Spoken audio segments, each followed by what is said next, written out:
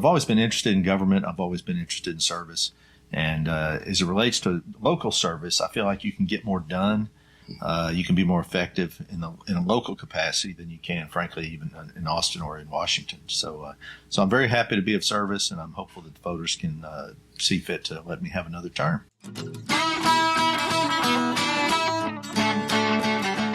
Howdy, you're watching the Think Brazos podcast. We host conversations with locals, politicians, and policy experts to help families thrive in Brazos County, Texas. So when you're thinking about how to make your community better, just remember, think local, think Brazos.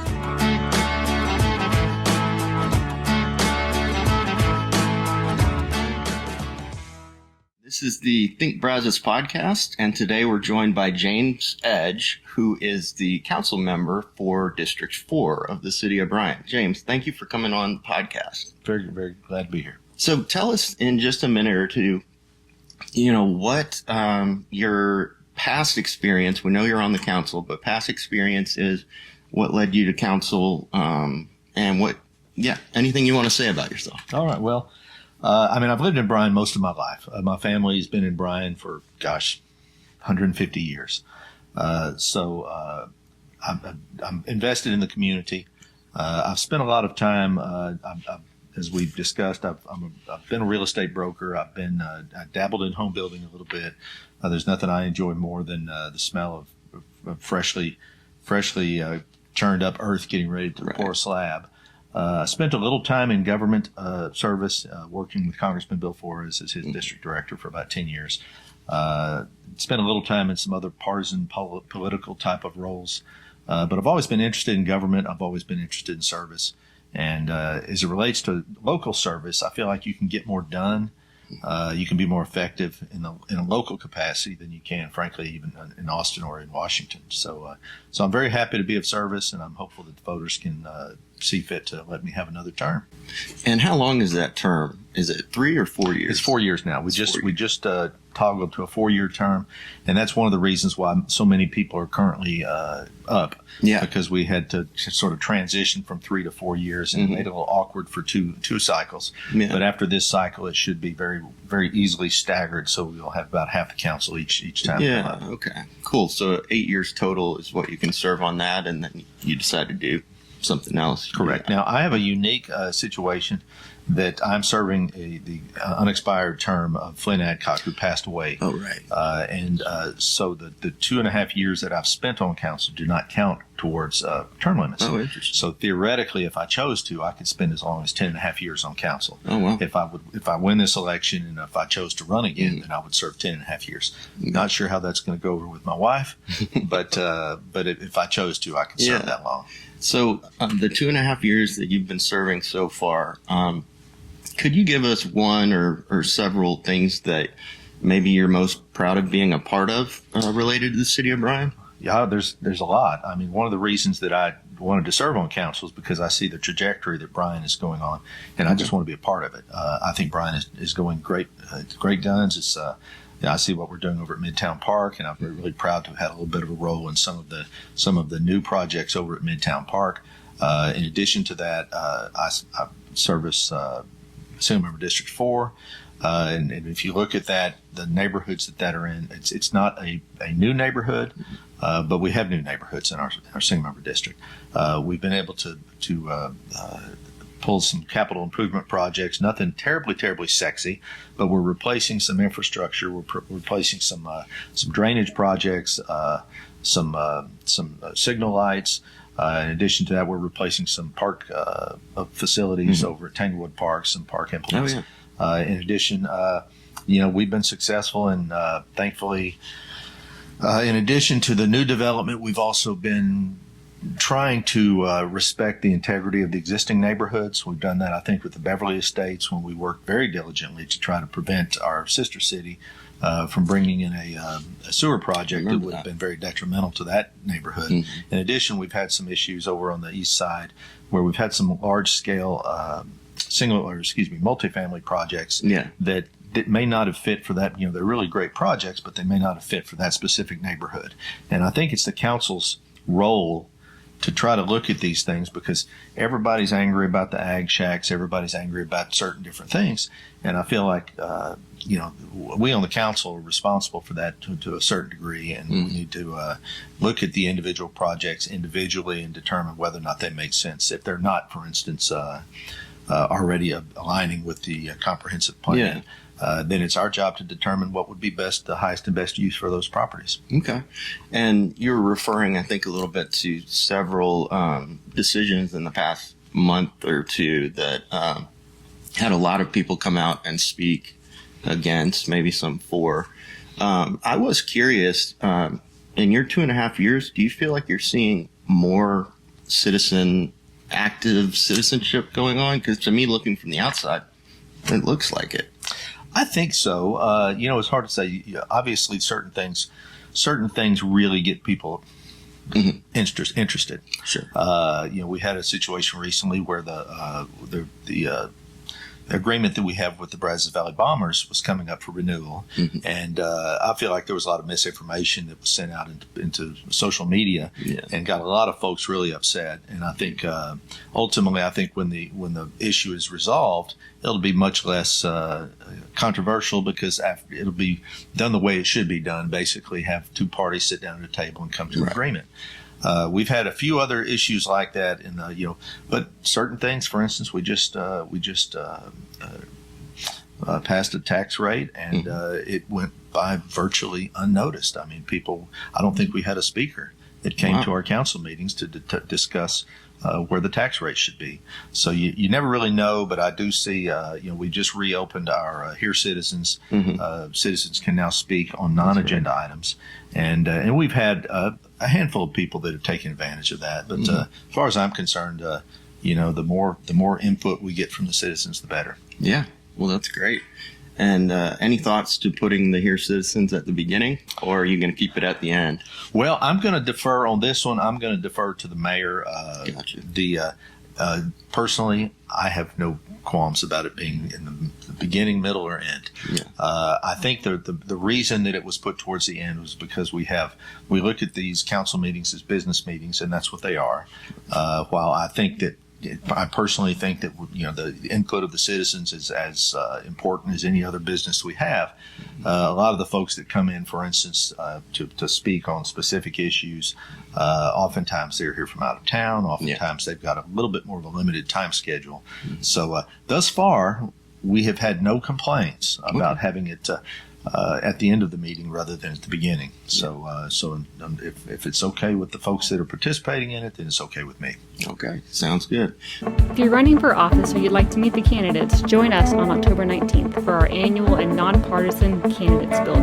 We'll put politics aside, roll up our sleeves, and get to work helping a local family build their own home.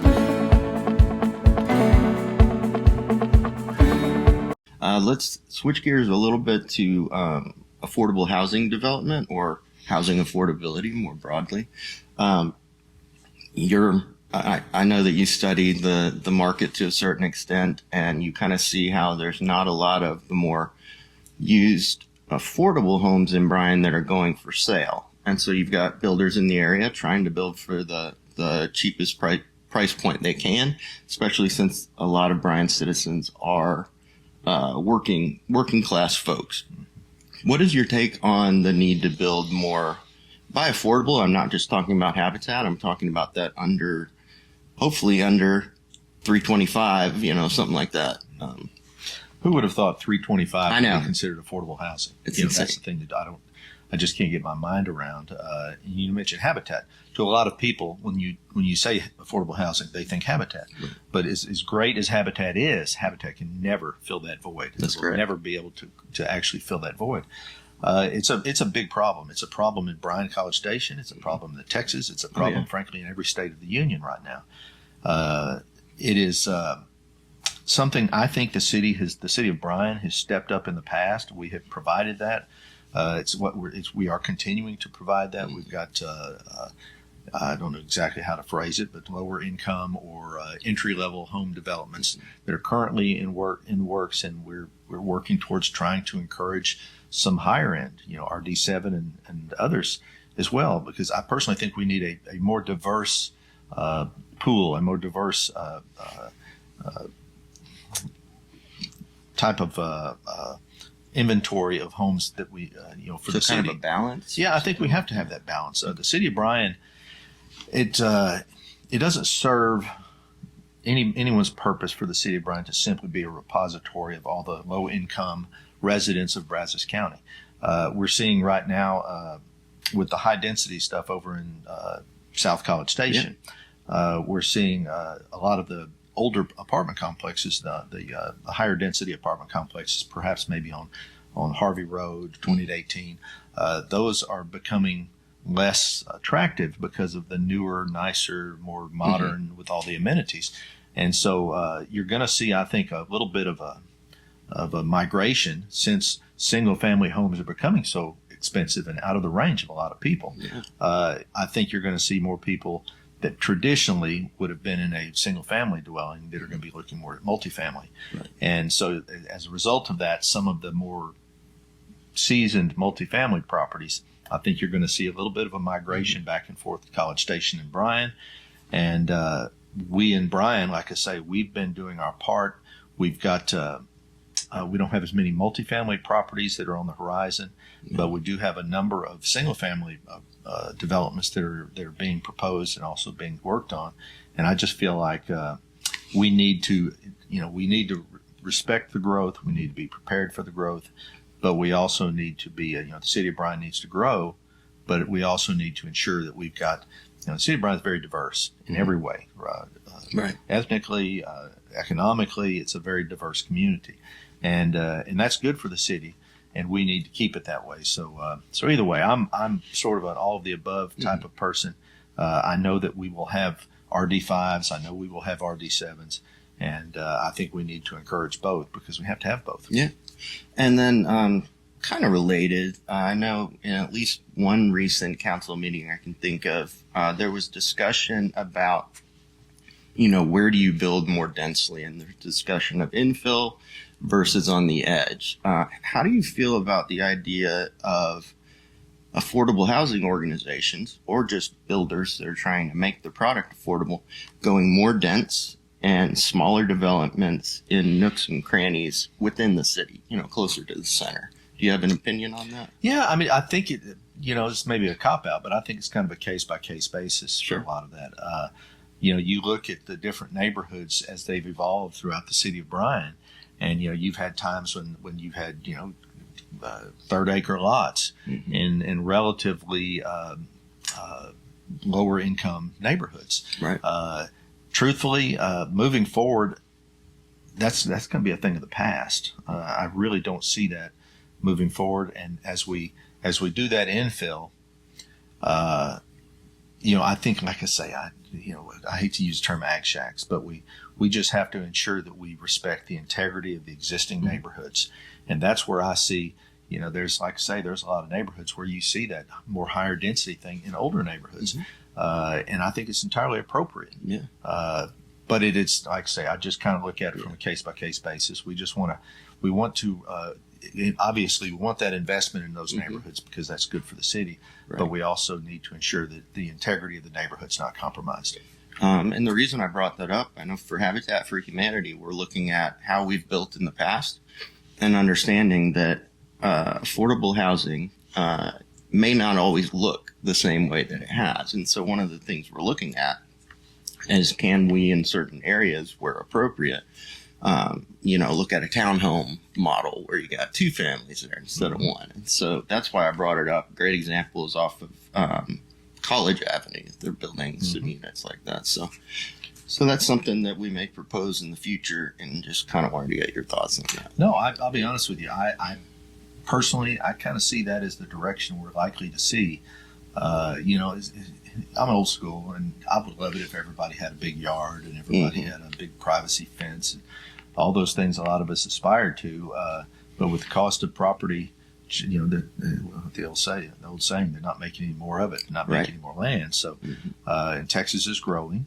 I'll probably get in trouble for saying this, but the governor brags about 1,200 people a day moving to Texas. Right. And I'm ready just to close that spigot.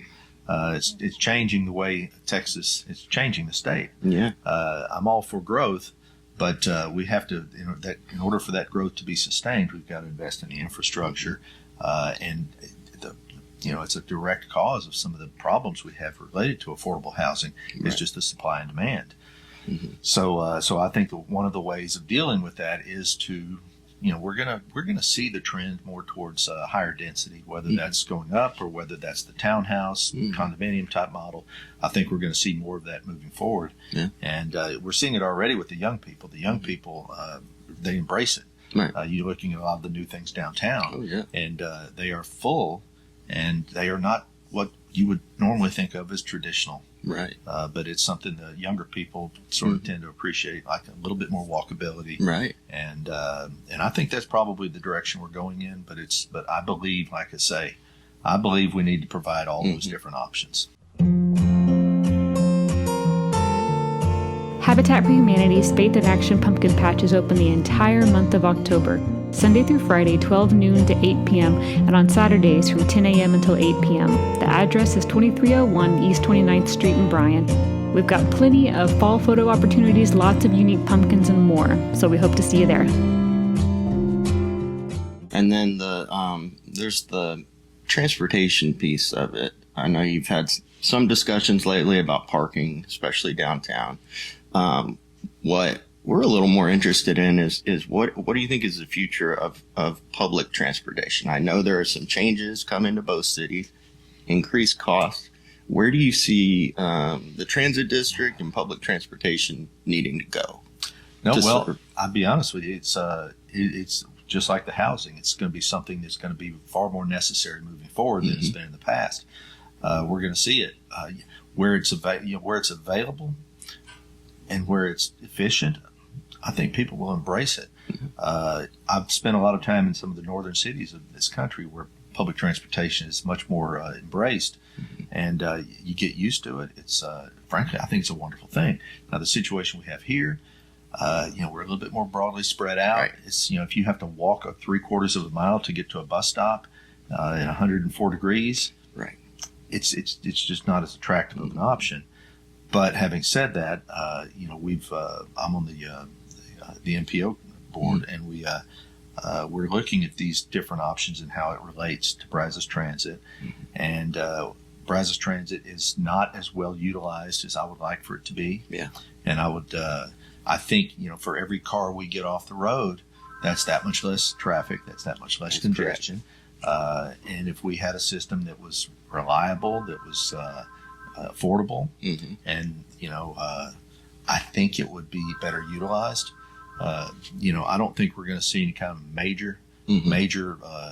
Obviously we're not going to build elevated trains or anything at Bryan College Station. Right. But I would like to see. And that model may be different than just buses riding around. There may be some other options. I know we've discussed, sort of a ride share model where individuals would have access to something that would be affordable. That might mean, 2 people to a car, or 1 car that's going to take you from point A to point B, rather than having to rely on a diesel bus for 45 people that's half empty. Right. So much like the housing, I think we need to sort of continue to be willing to look outside the box. But the fact is clearly, we have a lot of people in our community that don't have that reliable transportation. And if they don't have that, then how do you have a job? How do you maintain a job? So it's definitely something I feel like we need to continue to look at, both cities and Texas A&M. And I feel like that's maybe where we need to spend a lot of time is working with the university, because the model they have is probably pretty. It's something we all need to maybe jump on board with them. Yeah. But I do know that Brazos Transit is a different animal, and they've got some requirements based upon their funding models that they have to abide by that sometimes don't exactly work with what we would like to do. Okay. Well, in the last couple of minutes that we have today, do you have any, a particular policy goal, something that you're hoping to accomplish if you are reelected? And other than that, did we miss anything? Well, when I first ran 2.5 years ago, I remember saying that I'm coming to this job potentially without an agenda. Okay. And the only agenda I really have is to try to see Bryan continue to move forward as best we can. Obviously, we got to try to keep the tax rate as low as possible, but there are requirements, there are responsibilities that the city has, and primarily public safety. But we've got to ensure that those things that you expect from the city are fully funded and as efficiently run as possible. In addition to that, those quality of life amendment. Those quality of life things that the city has for parks, Mm-hmm. The things that are going on out in Midtown Park right now are going to be available to not just the citizens of Bryan, but the citizens of the entire region for decades and decades to come. And we hear all the time that there's nothing to do in Bryan College Station. Well, how are we going to keep the young people here? And I see some of the things that we're looking to do is sort of filling that gap. Oh, okay. And obviously, economic development is supreme.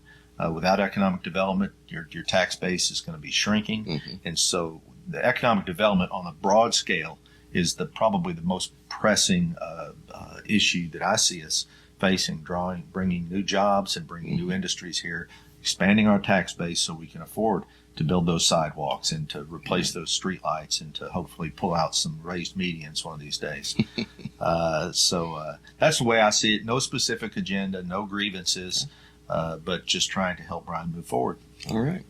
Well, this has been James Edge running for District 4 of the Bryan City Council. James, really appreciate you coming on the podcast. Absolutely. Thank you very much, Charles.